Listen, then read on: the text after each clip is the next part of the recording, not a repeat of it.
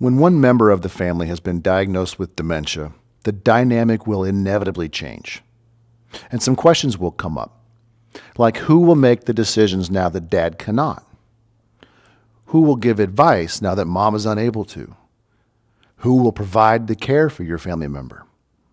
And will there be help in sharing that burden of care? Emotions can run very high, and family life can suddenly feel chaotic. This is pretty typical of a family who has a member with dementia. So take a step back, take a deep breath, and begin to take inventory of what you need to do. It's helpful to discuss denial at this point. Everyone has their own emotional timeline, and some people simply cannot handle the news that a family member has been diagnosed with dementia. And some deep emotional shifts are bound to occur. The emotion of denial cushions the blow for the person who cannot cope with these big changes, which is a fairly common thing in families where dementia is present. The problem with denial is that it can disrupt caregiving and planning. So those family members who are capable of being problem solvers need to come together quickly for the sake of the loved one who has dementia. Let's talk about some common sense caregiving tips. Now, it might not be a walk in the park initially, but try to bring the pragmatic caregivers together to get a plan of care in place as soon as possible. Try to take a rational approach to this rather than an emotional approach, and keep the end goal in mind, that the loved one with dementia receives the support and care that he or she needs. And if you're able to keep that goal in mind and avoid any theatrics, then the planning will be much easier.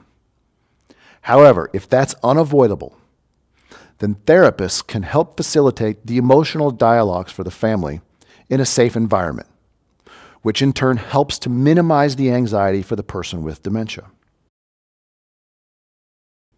So how do we go about delegating this? Well, first, look for the natural roles within the family. Some people, for example, are better suited for financial or medical decision making than others. And those others might be better at taking care of the home and the needs within. But everybody needs to have a role, even if the person who lacks pragmatic strengths to plan is there. Don't expect tasks to be divided equally, but try not to burden one member of the family with more than what is reasonable. So factor in some of these realities.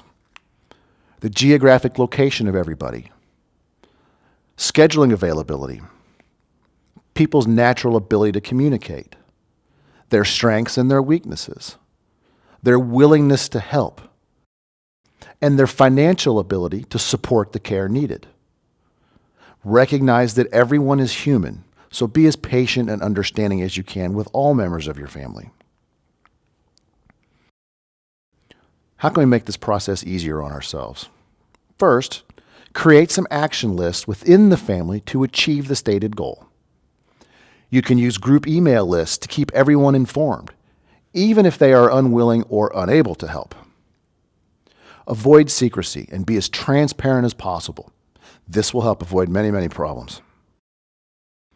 Encourage everyone to leave their agendas at the door, because having individual agendas in this process will sow chaos. And accept your family members for who they are, not who you want them to be.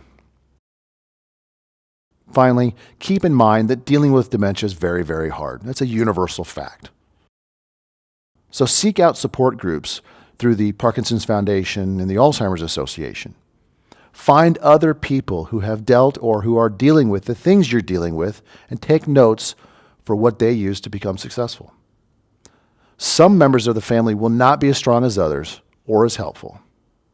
And if you're truly alone in the caregiving role, look for outside help, whether an in-home service like Thoughtful Care, community resources, or the internet. Remember, dementia progresses at uneven rates, and it can take you by surprise. So be prepared, be patient, but be as thorough in your planning as possible, and ask for help from your family. You might be surprised by who is willing to lend a hand. Thank you.